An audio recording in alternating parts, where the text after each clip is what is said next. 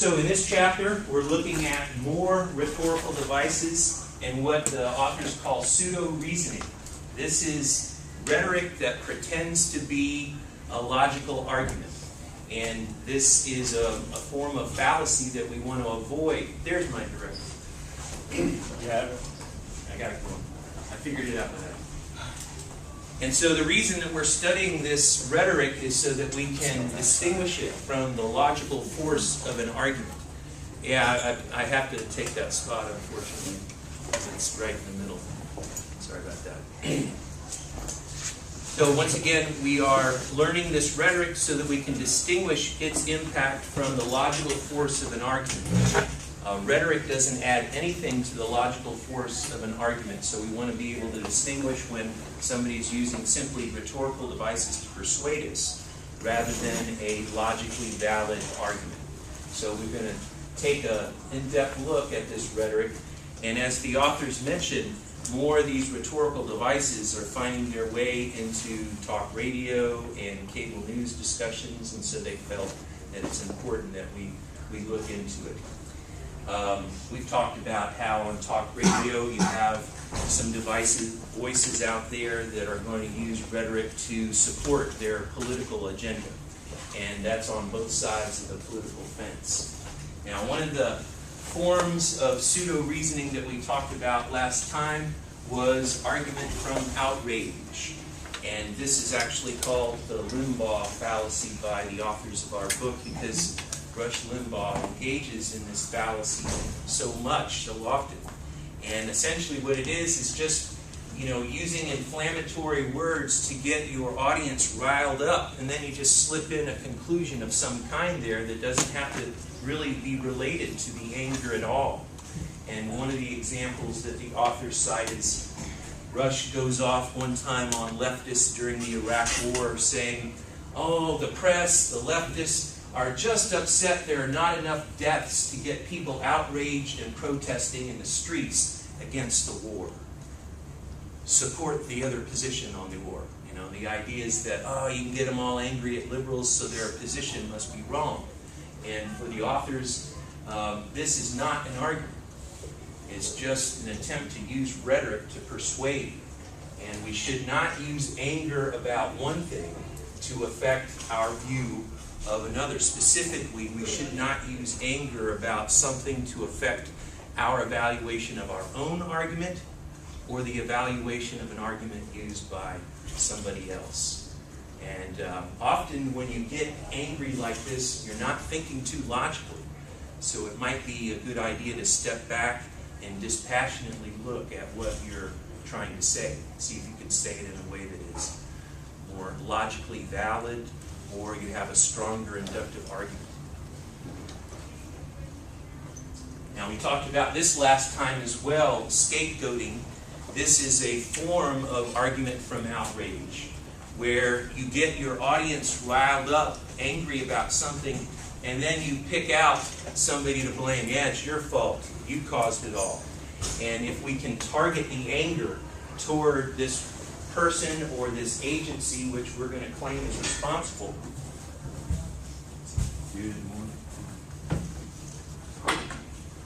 that might help us persuade people to get some policy passed that limits immigration or something.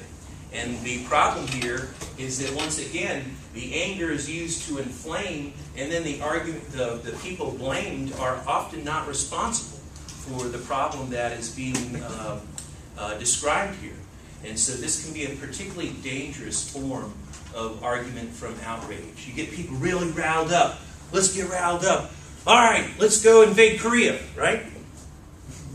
Well, wait, how does that anger relate to the conclusion? And you see how dangerous it can be. Get people riled up and then, who do we invade next? Very, very dangerous. Argument from outrage. And I talk about this example in particular, George Wallace, because he was a particularly divisive political figure, advocated on behalf of segregation policies, keeping the races separate.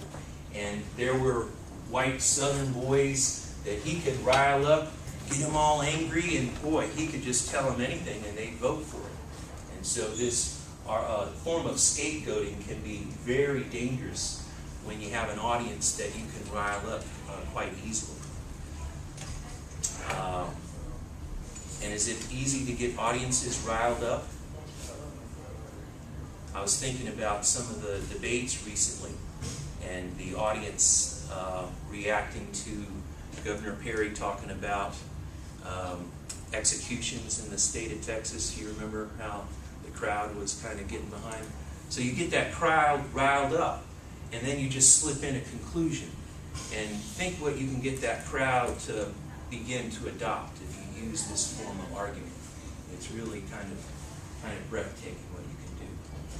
Now, another form of pseudo-reasoning that the authors want to warn us about is what they call scare tactics. Scare tactics. That's when you create fear amongst your audience. And then once again, you slip in a conclusion that may or may not be relevant to the fear that you are creating. And just the fear creates this willingness to accept any conclusion. And the reason, the example that we talked about was this quote from Condoleezza Rice and many members of the administration during this time, that we don't want the smoking gun to be a mushroom cloud. The idea is you don't want to wait until this country explodes an atomic weapon before we go in and make sure that we can defend our country. So think about what this can, a preemptive attack of any country. Do we want to let those Hawaiians, these folks, they're pretty weird, Do we really want to let it? Do we want to allow the smoking gun to be a mushroom cloud with these Hawaiians? I don't think so. What do you think, Adele? I think if that's their argument, and if they're going to take it seriously, then they should have explained why we're not invading North Korea. When Kim Jong-il was being so belligerent, he was saying that I have nuclear weapons, come get me. We have programs. That was one angle on the triangle of evil, I believe. The axis of evil. Axis of evil, yeah. So why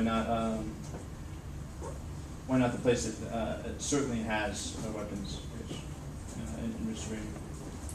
So let's be clear about what we're concerned with here. What we're concerned with are a speaker rallying up a fear amongst the audience, getting them scared about something, and then just slipping in a conclusion that may or may not be relevant to that fear and getting the audience to accept that conclusion. The idea is that you use the scare tactic to get the audience in a state of mind that will lead them to accept this conclusion, which in this case would be to invade Iraq. Invade Iraq. Scare tactics. Can anybody provide a different example of, yes sir? I think it was Nixon. It was the famous political advertisement where he has a little girl picking flowers off a petal of flower. That was in the 60s, and I think it was a Johnson campaign ad against Goldwater. And she's kind of countdown, 10, 9, 8, and then a nuclear warhead goes off. Don't let this happen to you, vote for Johnson. That was actually a famous commercial done by a famous advertising firm that, and I saw one documentary on advertising that is one of the most famous political ads ever made. And you're exactly right. That was perhaps the best use of scare tactics ever. And Johnson goes on to win that election in record fashion. And just to give you an idea what's going on here, we had a conservative Republican running for president, Barry Goldwater, and you had a Democratic president at the time, Lyndon Johnson, who was running. He eventually dropped out. But the Barry Goldwater was fairly forceful with respect to the war in Vietnam. And he had this line that excess in the defense of liberty is not a vice. So going to an extreme to defend our country is not a problem. And that extreme seemed to include nuclear weapons with Barry Goldwater. And so you have this this young girl picking flowers. What was she saying? I forget. She was, She's counting the petals or something like that. One he loves me, one he doesn't, Yeah. or something like and, that. and she's doing that, and all of a sudden it's 7, 6, 5, 4, 3. And then a Two. mushroom cloud. Well, These, and then Johnson kicks in. These are the stakes: to live together in peace or to die. Oh man, what a commercial! That's hardball politics. Absolutely, great example of a scare tactic. One of the most famous scare tactics in politics. Caleb. I saw something similar. It was in the same campaign. I think it was against Goldwater, and it was a Johnson ad, but it was a similar thing. A girl eating an ice cream cone. They're talking about like the nuclear apocalypse. And Yeah, that. They like played the with that motherly theme, voice. I guess. Sarah, sorry? Yeah, you would like the motherly voice in the background, like, do you want this child to, grow up in a world, blah, blah, blah.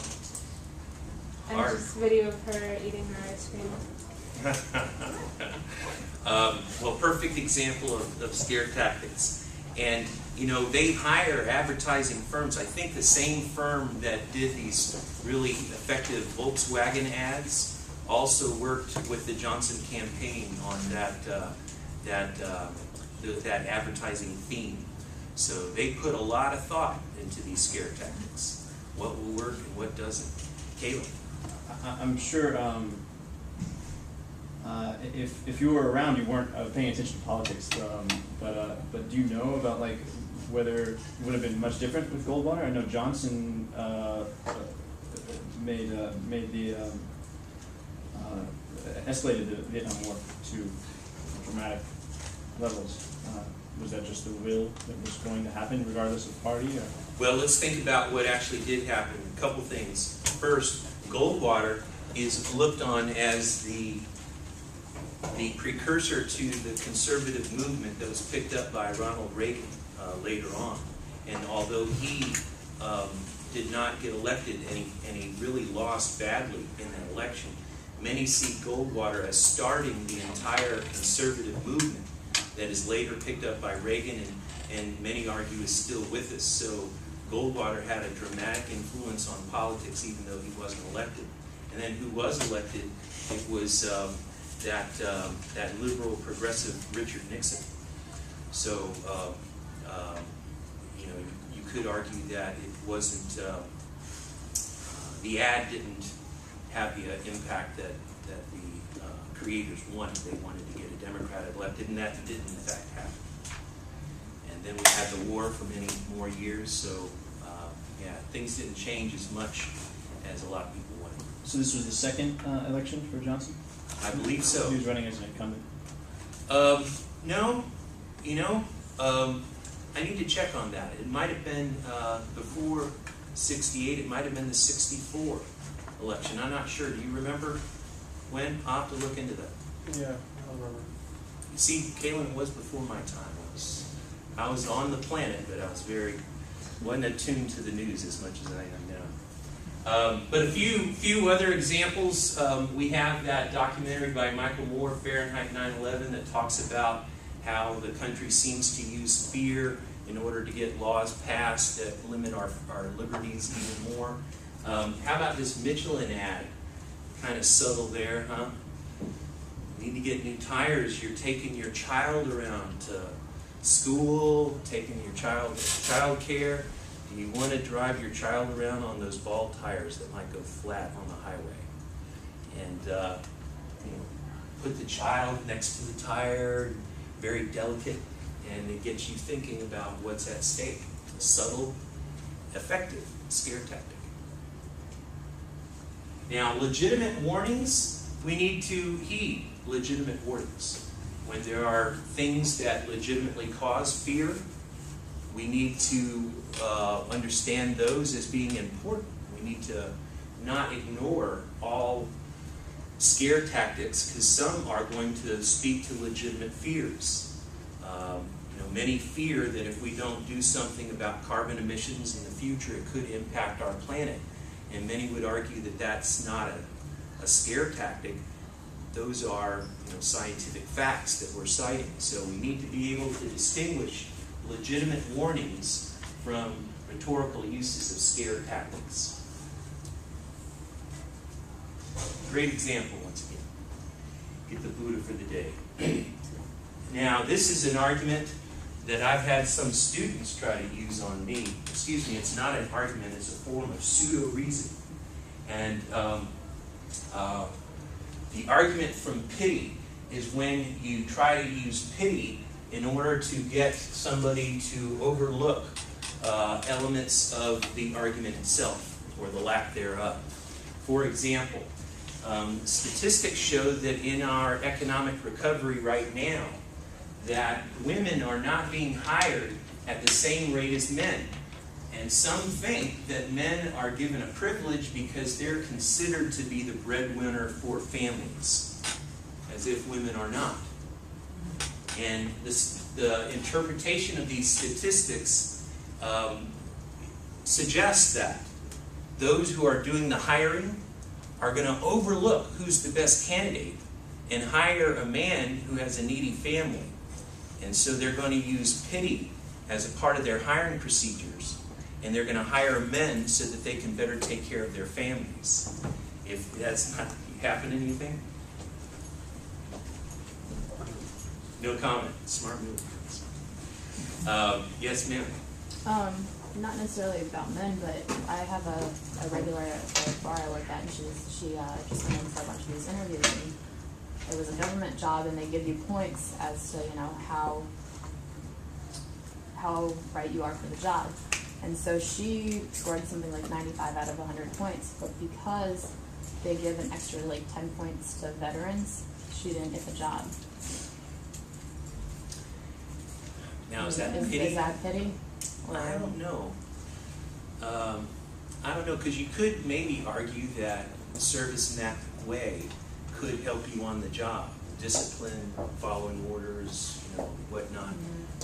But if that was in there that's hard, because you could call that legitimate on some level. But on some level, according for some jobs, that would not be relevant to the position, and then it would serve as a form of pity. I don't know. Right. It's more like respect or something. Maybe we need a different argument for that, Yeah. or a different form of pseudo-reasoning. But I definitely see your point. Definitely see your point. Now, one of the examples I have here is that I've had students come up to me when I worked as a chair before, and they would want to get a higher grade in the class.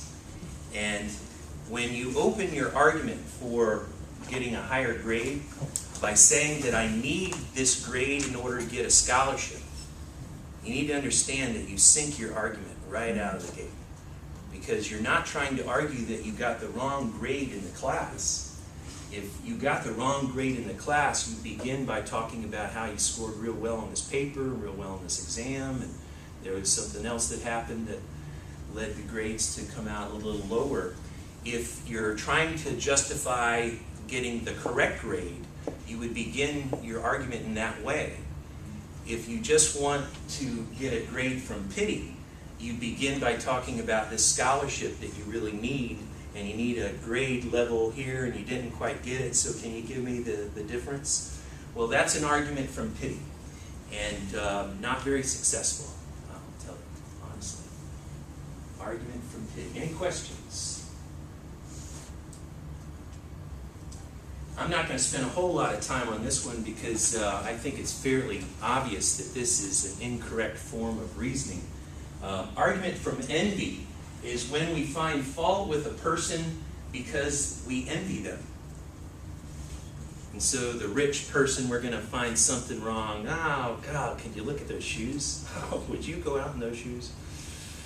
And if you're motivated to find something wrong with a person just because you envy that person, obviously you're not constructing a valid argument or a strong inductive argument in any way. Yes, ma'am? What about like a kind of jealousy argument? Argument from jealousy. That would be close. argument from we're getting into dangerous territory here. It's like divorce attorneys engage in this realm. I think it was the book said that the difference between jealousy and envy is that envy is just wanting something you don't have. Jealousy is you think that you're going to lose something that you do have. Wow. Interesting. Interesting. Well, this is not the way to motivate a valid argument. I'll be honest with you. If you envy somebody and you're just looking for things wrong, that's not going to be a valid argument anyway. Find a lot of that in the Acquirer, I bet. I love to mention. Watch out for this form of pseudo-reasoning. Weird name, apple polishing. Apple polishing. It's also known as the appeal to flattery. The appeal to flattery. And this is when we allow praise of oneself to substitute for judgment about the truth of a claim. So if you were going to come into my office to argue to get a higher grade, and you begin saying, "Oh, Professor Recorder, I loved your class. Oh, I learned so much. Do you teach anything else along these lines? By the way, can you give me a higher grade on my..." Well, that would be apple polishing. You begin with compliments to your audience, and you try to use those compliments to get them to accept your conclusion. One example from the book was if a defense attorney says something like, "This case will require an unusually discerning jury to find justice." You're in a way complimenting the jury being intelligent, and you're going to try to use that to get them to agree with your side of the case. Or if a politician, you often hear this, politicians don't go out there and say, "Boy, the Americans are really stupid, so I think you ought to vote for me because I'm smart enough to figure everything out." Boy, that doesn't work. But often, if you're going to say, "The American people are smart enough to realize what we need to do." Boy, that sounds good. Try that over and over. 999. Yeah. I guess this is kind of an opposite. It's kind of like an argument from like insult, I suppose. That doesn't sound like it'll work. Yeah, it's I forget what it is. It's this. It's a TV. It's this Korean car, and it's just shows people doing like mundane things like this car it can drive really long distance or something. It's like blah blah blah engineered for whatever and it's like it's almost like oh yeah I think it was it Kia or Hyundai, but it's like people are stupid like maybe people will buy this. It's kind of like it had a condescension. Sounds like some French, maybe some French advertising campaign. Right. I don't see that working in America. Maybe in France. Insulting Americans in France probably goes over big. Right. Well, Americans drive it because it's engineered for whatever. French drive it because it's engineered for awesome. I can see the Germans doing that. Yeah. They have these highly engineered cars. And now this is something an American would drive. No, ignore that. Here's what a German drives. Maybe you got an argument from insult, so long as you pick the appropriate group to insult, might work as a form of pseudo-reasoning. And that could be kind of a form of argument from outrage or a form of scapegoating. You get around to insulting that group and you use that as a way to support an argument about some conclusion. Well, with apple polishing or the appeal to flattery, what we're doing is we're paying our audience a compliment. We're trying to win them over and use that flattery to get people to accept the conclusion. Once again, that's not a valid argument. It's a form of pseudo-reasoning. Apple polishing. Might get this argument from your parents, I suppose. The guilt trip. Form of pseudo-reasoning. Eliciting a sense of guilt in order to get people to do things. This is a logical fallacy. Now, when you're dealing with family situations, perhaps logic isn't always the form of reasoning that is most appropriate. when it comes to love relationships, sacrificing to sustain them can be an important thing, and it's not necessarily logical. However, when we are analyzing the logic of arguments, the guilt that can be developed through an argument is irrelevant to its logical force. Guilt is not a logical commodity. So if guilt is being used to support a conclusion, it might make sense within the context of relationships, but it doesn't make logical sense. It's not a form of valid reasoning, the guilt trip. Nobody uses that with me anymore. Wishful thinking. We've talked before about how our expectations, our desires, our fears often influence what we perceive and what we think about happening in the world. And I mentioned how that, remember those deck of cards we talked about, and how if you have an anomalous card in the deck, if I put a red 3 of spades in this deck, and I showed you each one second after the other, when we came to that red 3 of spades, you would probably call it a 3 of hearts, because that's what you're expecting. Now, if I tell you there's an anomalous card in the deck, then it'll be easier for you to see that red 3 of spades. But when you have the expectation that cards like that are going to be a 3 of hearts, then that's what you'll actually see in many cases. So your expectations can actually affect your perception of things. Now, when we accept or urge acceptance of a claim simply because we wish it was true or we wish it was false, this is a form of pseudo-reasoning. And one example is that many smokers might try to, find some way to avoid the scientific fact that these cigarettes cause very serious health problems. And they'll use wishful thinking to ignore the health consequences of this dangerous habit. Wishful thinking. And people go to this store and they buy cigarettes after looking at that sign. Smoking can cause a slow and painful death.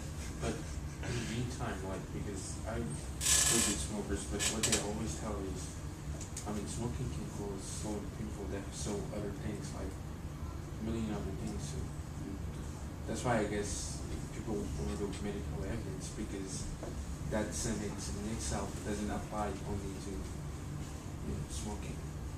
Are you engaged in wishful thinking? No? Yes, sir. Ma'am, excuse me. Greer, you get thrown off of it. I heard something on the radio with a statistic that road bikers actually have a higher chance of getting lung cancer than smokers do. Road bikers?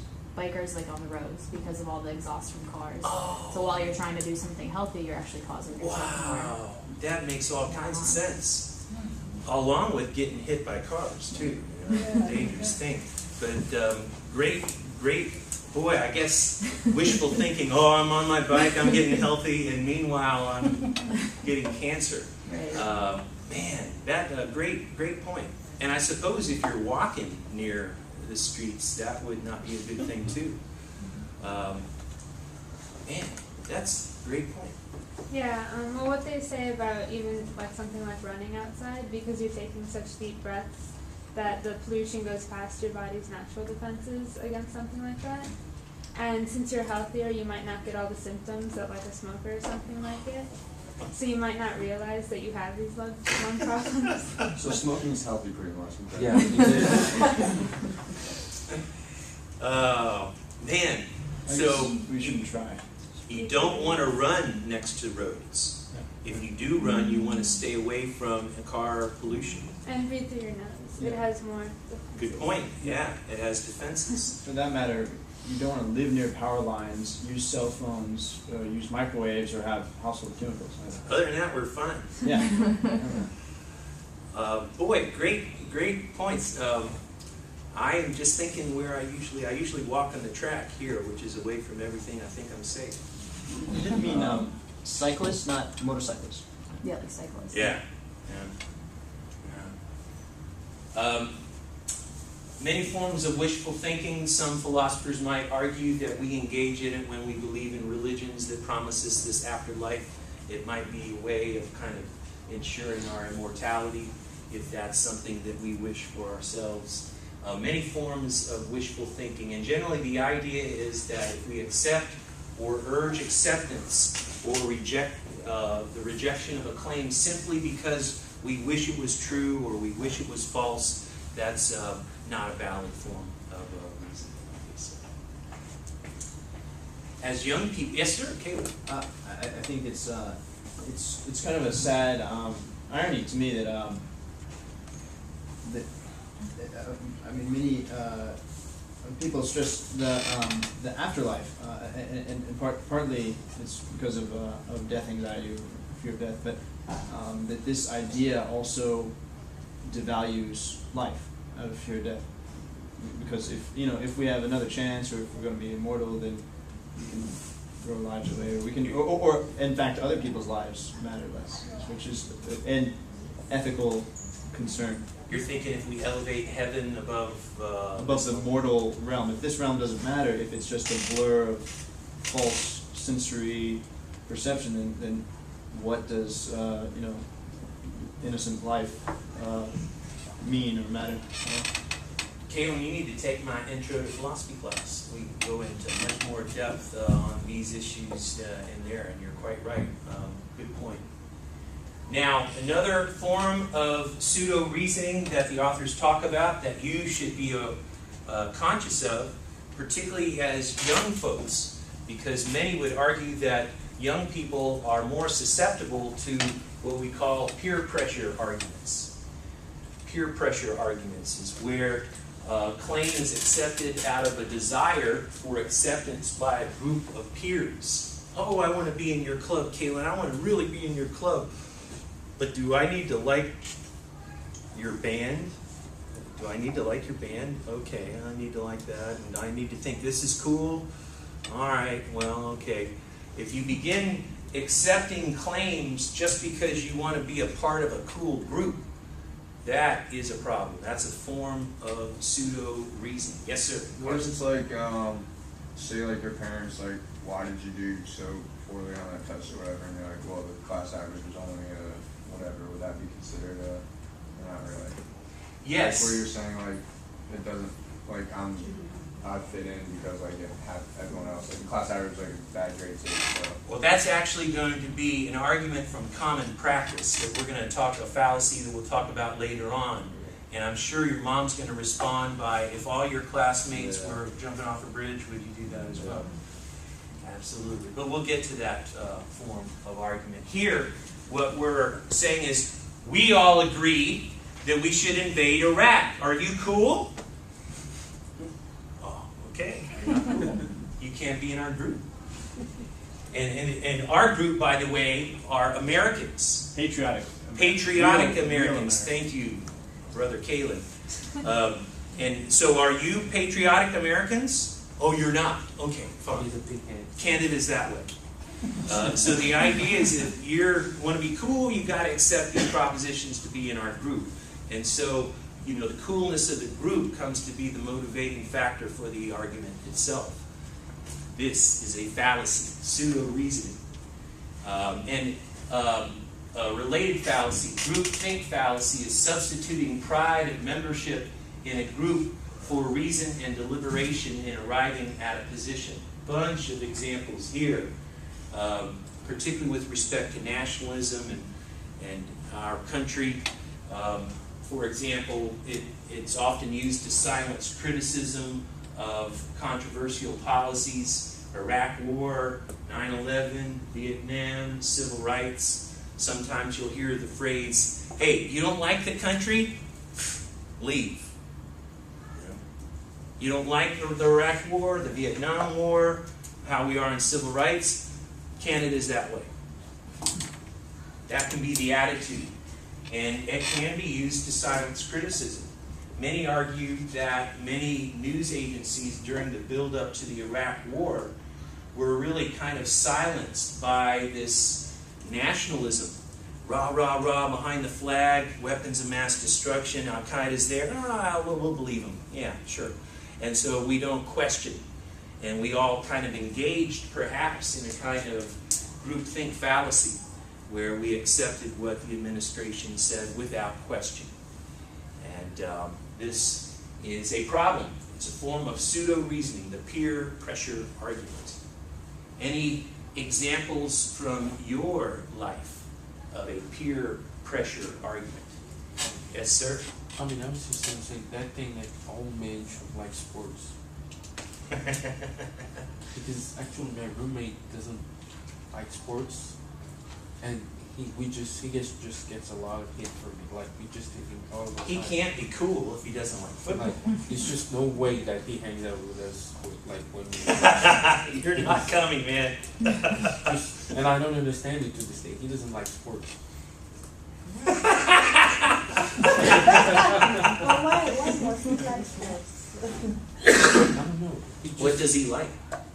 he like movies and like music and all that stuff. He just doesn't like sports. I got you. I got you. Interesting. So if you want to be in the guy group, you need to like sports. Yeah. Peer pressure. Any other examples? Kaylin. There was a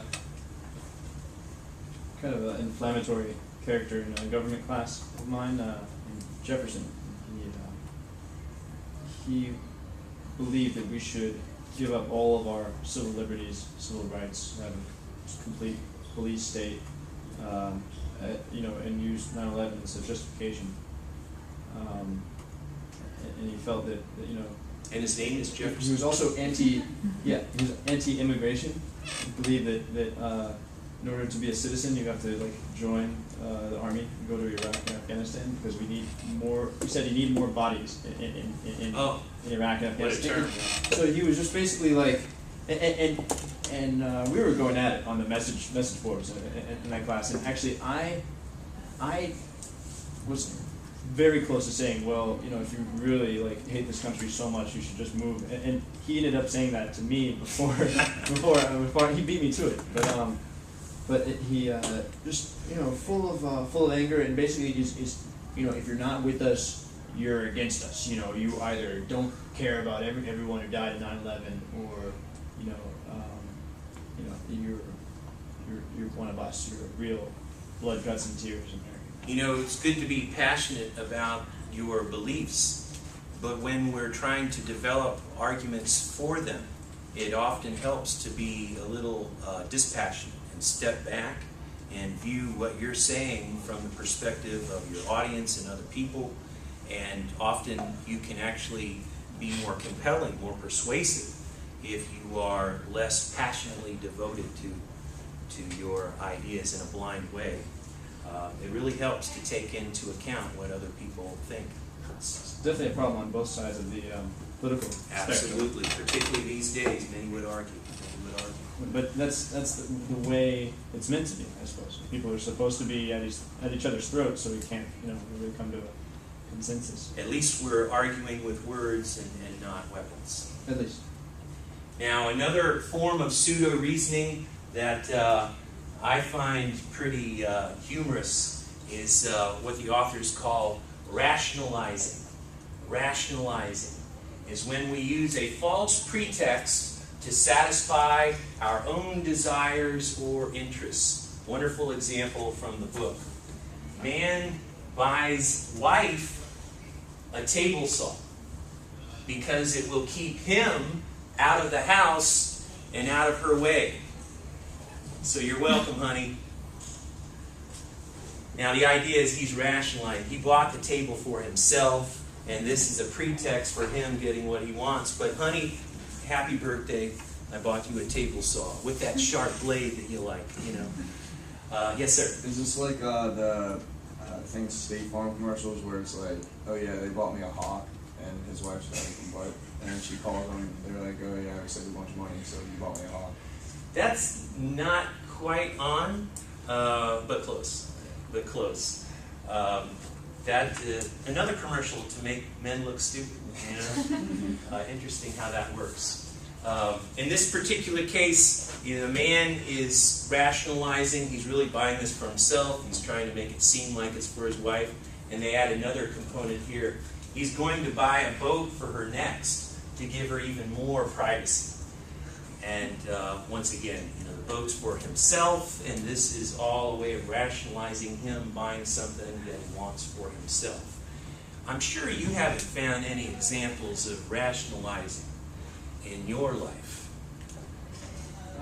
Well, I was just thinking of the example the U.S. government used to stay out of Cambodia. Is that the American people don't want another adventure in Asia because suddenly, Are taken the consensus matters.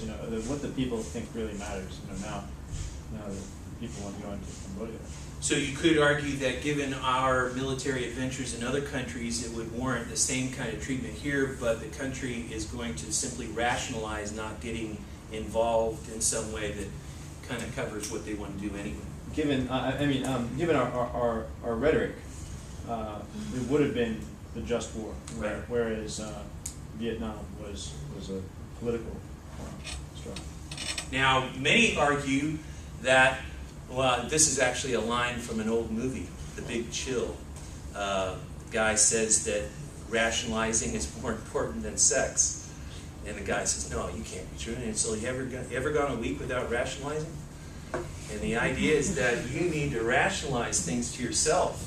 And this is how you kind of make sense of your life, is by, I want this, but I can rationalize it by saying I'm helping my mother by going to visit my aunt, and that's the way I can get what I want. So this might be a kind of something that we engage in more often than you might be willing to admit initially. How do we self-rationalize? Anybody? Examples of rationalizing something? It's probably you do it so often you don't recognize it. Yes, sir? When I was younger, my mom would be like, what should we get your brother for your birthday? And then I would just say something else. So I would Give your brother something that you can use. That's an easy one. Yes, ma'am? Like, if I want to go somewhere for another reason, I give another reason. Yes. Oh, that, because I can study there. That's why I want to go there. Italy, I can read books there, and I just want to go to Italy anyway. I'm thinking of reasons to get there. Rationalizing. Yes, ma'am? My boyfriend bought a $10,000 Corvette, so he wouldn't have to drive my car anymore. So Oh. I could have it. You can have the car, honey. You can use that one. I'm going to use the Corvette. That smells like a rationalization coming down the street. Yeah, absolutely. I bet that works effectively in marriages. Now, rationalizing is going to involve a form of self-deception. If this guy really thinks he's buying this boat for his wife, he's deceiving himself. And that might be a fundamental component of rationalizing, is that you are deceiving yourself about your own interests, and you're pretending that you're doing something for somebody else's sake. Rationalize. I'm going to move on. How can I rationalize that? The argument from popularity. Here's getting closer to your territory, Carson. The argument from popularity and common practice is the next one. The argument from popularity is when we urge someone to accept or reject a claim because all or most of the people in some group do. And so all of us Americans think that we should invade Iraq. Do you disagree with this, Matt? Are you not an unpatriotic American? Well, this could kind of be a way of argument from popularity, because everybody agrees we must be right. Because everybody agrees we must be right. Well, the problem with this is the fact that some people happen to believe that something is true does not make it true. And the fact that a majority of Americans believe that X is the case does not mean that X is the case. Now, we need to make some distinctions here, because there are some things that are actually based on popular usage and our behavior. And if a group of people agree, it's going to actually impact the truth in these cases. For example, the meaning of words. Has anybody ever read the Oxford Edition Dictionary? It charts the historical evolution of the meaning of words. And the meaning of words changes in accordance with our use of them. And so you could argue that arguments from popularity are going to be relevant to the study of how words are used and what their meaning is at a particular time. Words change. So the meaning of words can be dependent upon their use, and the popularity of particular kinds of usage is going to be relevant to the study of words and their meaning. Sometimes what people think is a good indication of what is true. For example, right now, most scientists, most environmental scientists, believe that human activity is having an impact on climate change on the planet. And the fact that a majority, that's a popular idea amongst environmental scientists, that's going to be something important that we need to consider. So there are going to be areas in which an argument from popularity will be relevant. Charting the meaning of words and the state of opinion in various scientific circles, for example. Any questions with the argument from popularity? Questions or comments? Yes, ma'am? You can have arguments that fall into like multiple categories. Yes, absolutely. Like the one argument. Absolutely. Gifted rhetoricians will combine tools and make effective rhetorical devices. Absolutely. We need to be cautious with appeals to popularity. In some cases, they will be appropriate. In most cases, they won't. In most cases, they won't. We'll have to make this the last one because I want to take some time to cover what will be on the midterm examination. Now, the last one we'll cover is the argument from common practice. The argument from common practice. This is justifying or defending an action or practice on the grounds that it is common. I should not get a speeding ticket because everybody else was speeding too, officer. That doesn't work. Personal experience here. Wouldn't that be a valid argument if you picked out a pack on the highway? No. Oh, if you're trying If to you're going argue at that he speed. didn't get you, yeah. Well, if you're going at speed with all the other cars at 90 or whatever, and they pick you off, in the No, would be unfair, right? no. We're all breaking the law. We're all That doesn't guilty. make it right. You got caught. Yeah, you Yeah, could you argue got on caught. basis of the policeman should use discretion or something like that, but in terms of logic, you are speeding. The fact that a lot of people are doing it does not change that fact. And so the fact that a lot of people do something does not provide an excuse for it. If all your friends were jumping off the bridge, Kaylin, would you jump off the bridge too? Everyone cheats on taxes. Do not cheat on your taxes. This is not going to work for the IRS. If a lot of people do it, that doesn't change the fact that you do. And doesn't change the fact that it's wrong. So the argument from common practice, Carson, what was the example that you were talking about? Like if you get a bad grade on the test and your parents are like, wow. Everybody got a bad grade on the test. Mom, you shouldn't give me a hard time. No. That means that everybody didn't study the way they should have, and you should have been leading the way, Carson. Absolutely. If all your friends were jumping off a bridge, Carson. Argument from tradition is similar, justifying or defending an action or practice on the grounds that is part of a tradition. My dad sped all the time, got tickets all the time, officer. So, this is part of our family tradition. I don't think that'll work. I don't think that'll work. The fact that children are traditionally taught that Santa Claus exists does not make it true.